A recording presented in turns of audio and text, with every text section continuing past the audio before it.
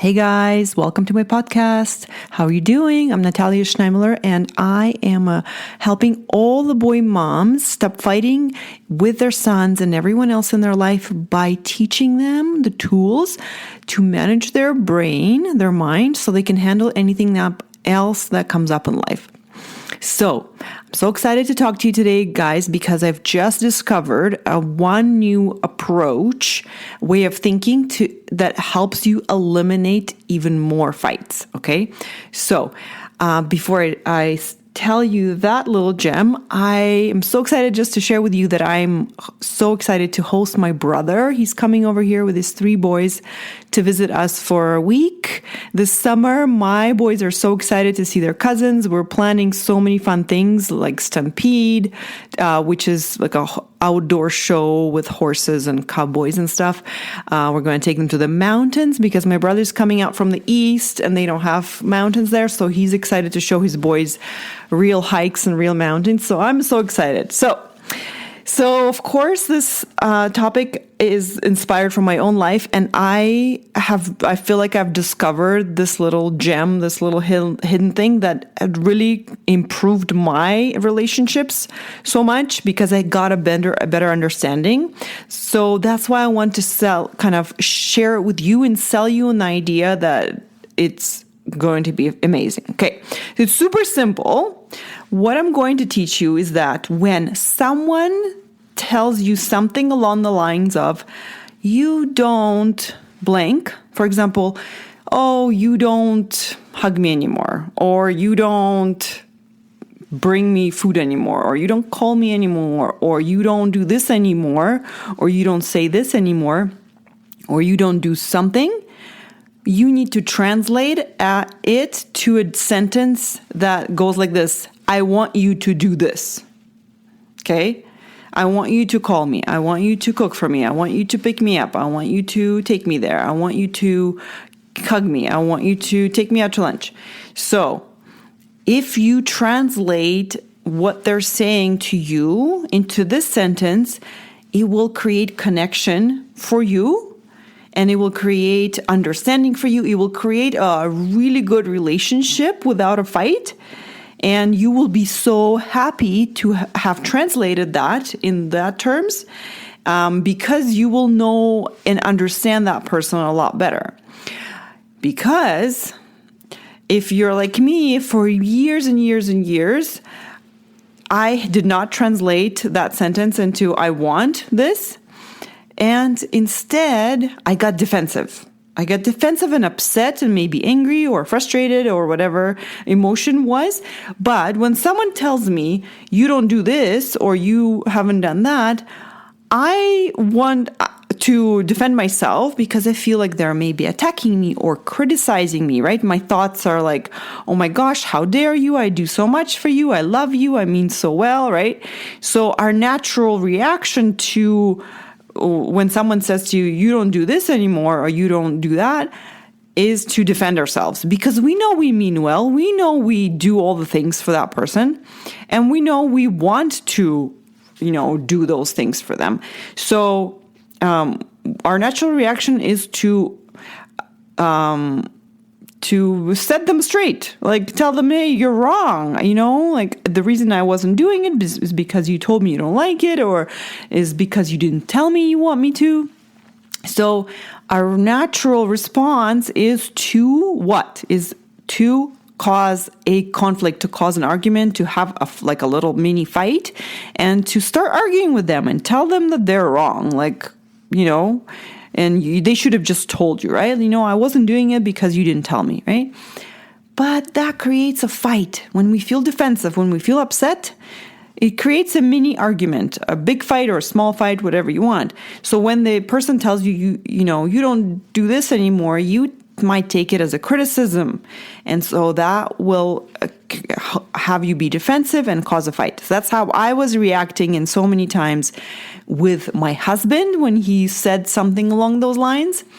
And I did not see what actually was going on for him. And one day it just, I had an aha moment, an epiphany. I had a better understanding because I asked myself, like, what does he want?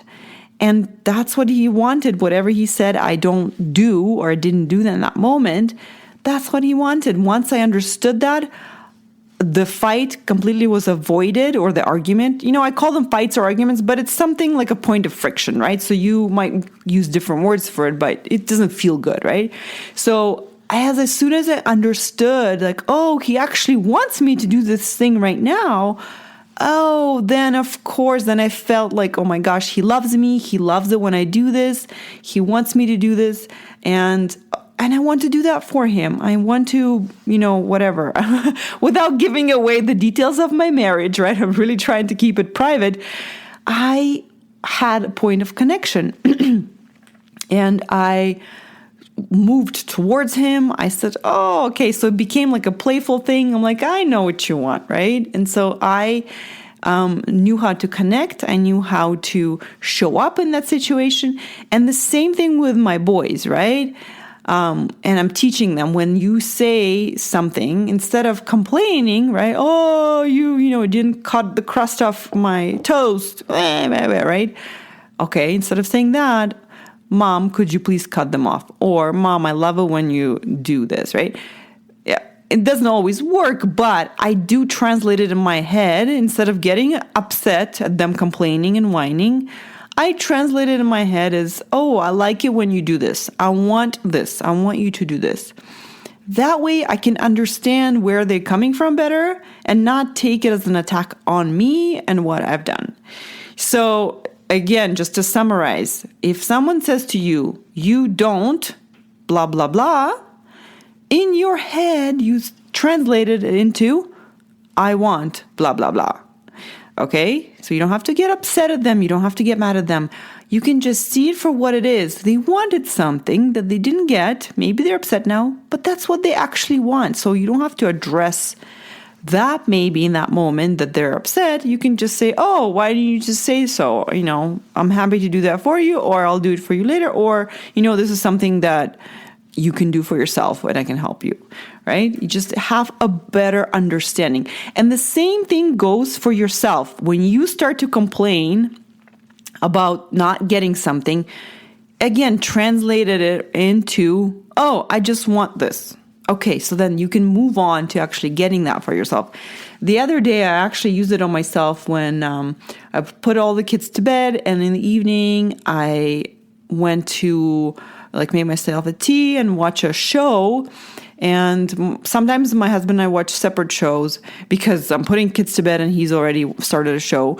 But that night I was like, oh, I wish we watch a show together. I was like whining to myself in my own head that I wish I was with my husband who's downstairs. And I caught myself complaining, and I thought, well, this is just actually what I want right now. Instead of saying what I don't have, I wish I was with him.